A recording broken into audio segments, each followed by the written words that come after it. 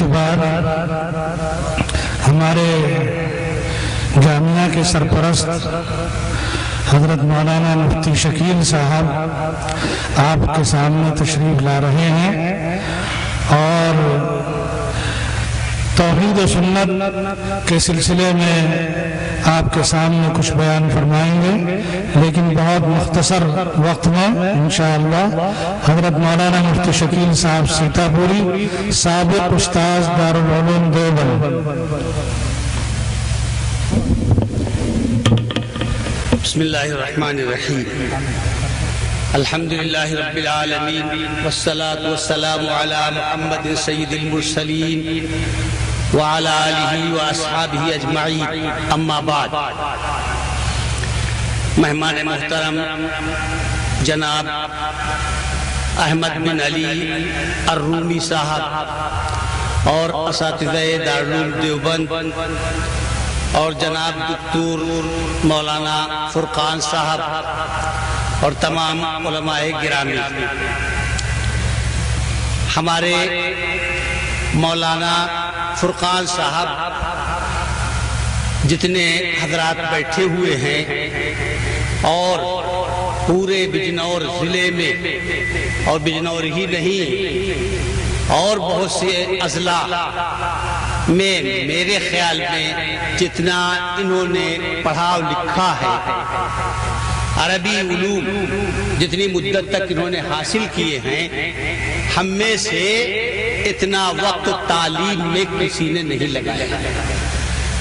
حفظ قرآن کیا، تجوید پڑھی، دارالعلوم دیوبند سے فراغت حاصل کی، مدینہ یونیورسٹی سے فارغ ہوئے، پھر پی ایچ ڈی کیا اور 10 سال تک مدینہ منورہ میں رہنے کی سعادت ان کو حاصل کی۔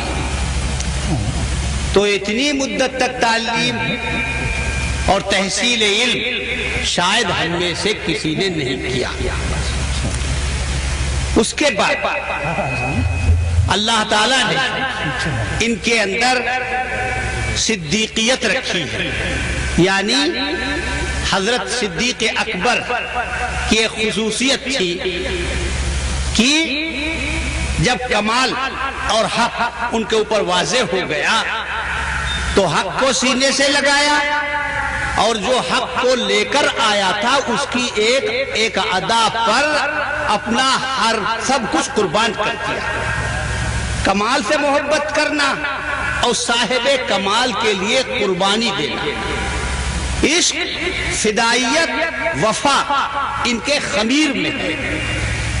جب سے بچپن سے دیوبند میں حضرت مولانا معراج الحق صاحب کے اوپر دل و جان سے یہ قربان تھے، اور ان کے علاوہ جن اساتذہ نے ان کے دل میں گھر کیا اور جو اساتذہ ان کو بھا گئے اور جن اساتذہ کو انہوں نے سمجھا کہ یہ ہمارے محسن ہیں، ان کی ایک ادا پر انہوں نے اپنا سب کچھ نشاور کر دیا۔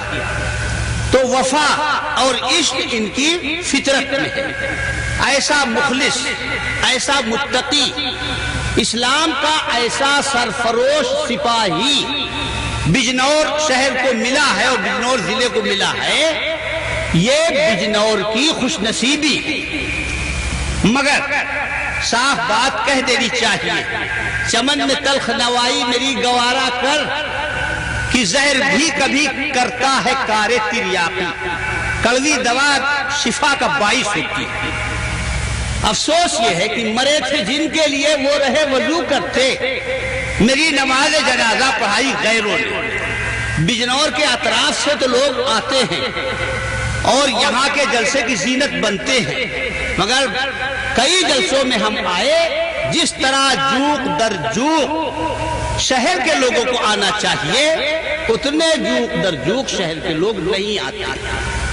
میرے بھائیوں، ناقدری کا ٹھپا اپنے اوپر نہ لگاؤ۔ دنیا میں کمالات اور دنیا میں خدمتیں ہمیشہ حوصلہ افزائی کے زیر سایہ پرورش پاتی۔ اگر آپ نے حوصلہ افزائی نہیں کی اگر آپ نے اپنے مخلص خادم کا استقبال نہیں کیا تو آپ اپنے مخلص خادم کو خود دفن کرنے والے اور ناقدروں کی تاریخ میں آپ کا نام لکھا جائے گا۔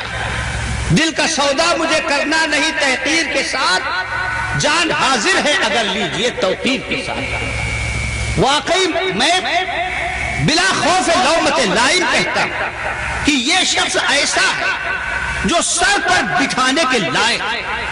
ہم نے بچپن سے اب تک ظاہر و باطن ان کا سب کچھ دیکھا ہے، سرد و گرم ہر موقع۔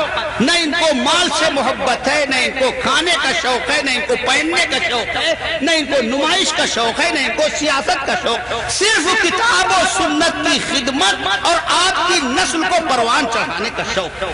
ایسے مخلص خادم کی اگر آپ نے قدر نہیں کی تو احسان فراموشی کا گویا آپ باب نکلے۔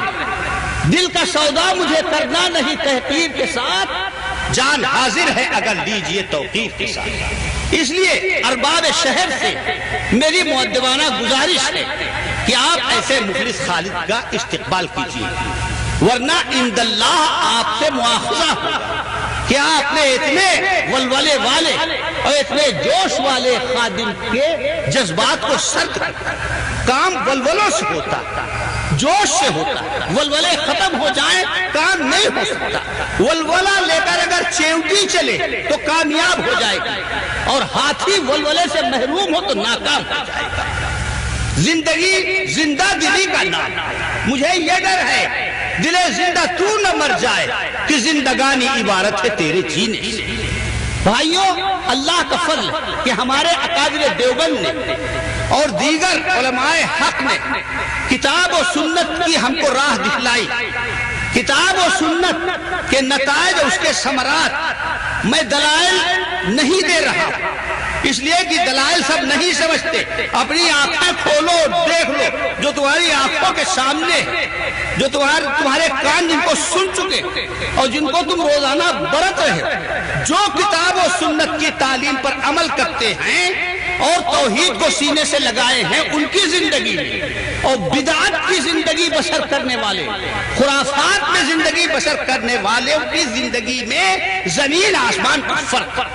جتنے تعلیم یافتہ ملیں گے، جتنے شائستہ ملیں گے، جتنے کاروبار میں ترقی کرنے والے ملیں گے، وہ سب وہ ہیں جو اہل حق سے جڑے ہوئے ہیں اور کتاب و سنت کو سینے سے لگائے ہوئے ہیں۔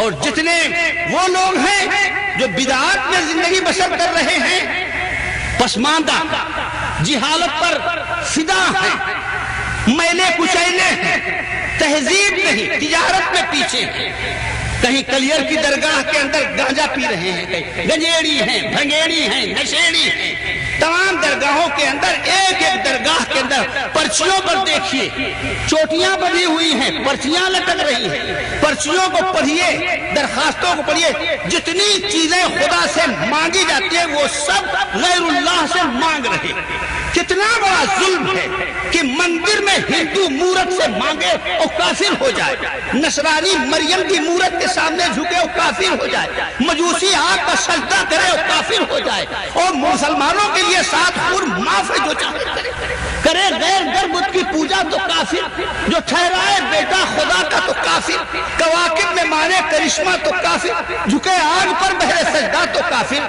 مگر مومنوں پر کشادہ ہے راہیں، پرستش کرے شوق سے جس کی چاہے۔ تو اللہ کا فضل ہے کہ علماء نے ہم کو راہ حق دکھا کر ہم کو اس پستی کی زندگی سے بچا لیا اور روشن راستے کے اوپر لا کر کھڑا کر دیا۔ مسجدوں کو آباد کرنے والے، رمضان کا احترام کرنے والے، ہر وقت قرآن کریم کی تلاوت کرنے والے اور احادیث کا ورد کرنے والے، یہ سب وہ ہیں جو اہل حق ہیں۔ اور کہیں طوطا مینا کا قصہ پڑھ رہے ہیں، کہیں داستان امیر حمزہ پڑھ رہے ہیں، کہیں کرامات اولیاء جو بالکل ان کا کوئی سر و پیر نہیں، وہ قرآن نہیں پڑھیں گے، حدیث نہیں پڑھیں گے، یہ امت روایات میں کھو گئی، حقیقت خرافات میں کھو گئی۔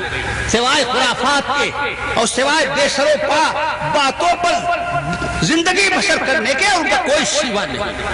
500 سال سے مسلمان زوال کا شکار ہے، اور زوال کی ایک بڑی بنیاد یہ ہے کہ ایک بہت بڑی حقیقت کو مسلمانوں نے نظر انداز کر رکھا۔ وہ حقیقت کیا؟ زندگی میں سب سے بڑی حقیقت عمل۔ اگر کوئی وسیلہ، اگر کوئی سہارا ہے، اگر کوئی ذریعہ ہے تو پیر و فقیر نہیں ہے، بلکہ سب سے بڑا وسیلہ عمل۔ پوچھیں گے تم لائے کیا اعمال ہو، یہ نہ پوچھیں گے کہ کس کے لال۔ جب آیت اتری کہ وَأَنذِرْ عَشِيرَتَكَ الْأَقْرَبِينَ کہ اپنے رشتہ داروں کو آپ خوف دلائیے، تو حضرت نے جمع کیا فَعَمَّ وَخَصَّ اپنے عمومی رشتہ داروں کو اور خصوصی رشتہ داروں، اور ایک ایک رشتہ دار کو خطاب کیا، یا صفیہ عمت محمد انقذی نفسک من النار فإنی لا اغنی عنک من اللہ شیئا۔ اے محمد کی پھوپھی صفیہ، اپنے عمل کے ذریعے دوزخ سے بچو، میری پھوپھی ہونا کام نہیں آئے گا۔ یا فاطمہ بنت محمد انقذی نفسک من النار فإنی لا اغنی عنک من اللہ شیئا۔ اے محمد کی بیٹی فاطمہ، عمل کے ذریعے دوزخ سے اپنے آپ کو بچاؤ، نبی کا بیٹی ہونا کام نہیں آئے گا۔ ضرب اللہ مثلا للذین کفروا امرأۃ فرعون، ضرب اللہ مثلا للذین کفروا امرأۃ فرعون۔ اللہ تعالیٰ نے حضرت نوح علیہ السلام امرأة نوح وامرأة لوط كانتا تحت عبدين من عبادنا فخانتاهما فلم يغنيا عنهما من الله شيئا۔ حضرت نوح کی بیوی حضرت لوط نبی کی بیوی ہے، لیکن عمل اچھے نہیں ہیں تو نبی کی رفیق حیات ہونا کام نہیں آیا۔ اور فرعون کی بیوی ہے اور عمل اچھے ہیں تو ثریا میں پہنچ گئی اور اللہ نے اس کو عروج عطا کر دیا۔ عمل سے زندگی بنتی ہے، جنت بھی جہنم بھی، یہ خاکی اپنی فطرت سے نہ نوری ہے نہ ناری۔ ایک زندگی کی سب سے بڑی حقیقت ہے عمل۔ آپ نے عمل کو چھوڑ کر پیروں و فقیروں کو ذریعہ بنا لیا۔ اگر عمل خراب ہے تو کوئی پیر و فقیر کام نہیں آئے گا۔ ہر مسلمان رگ باطل کے لیے نشتر تھا، اس کے آئین ہستی میں عمل جوہر تھا، جو بھروسہ تھا اسے قوت بازو پر ہے، تمہیں موت کا ڈر، اس کو خدا کا ڈر تھا۔ اللہ تعالیٰ ہمیں اس حقیقت کو سمجھنے کی توفیق عطا فرمائے اور عمل کی توفیق عطا فرمائے۔ وآخر دعوانا الحمدللہ۔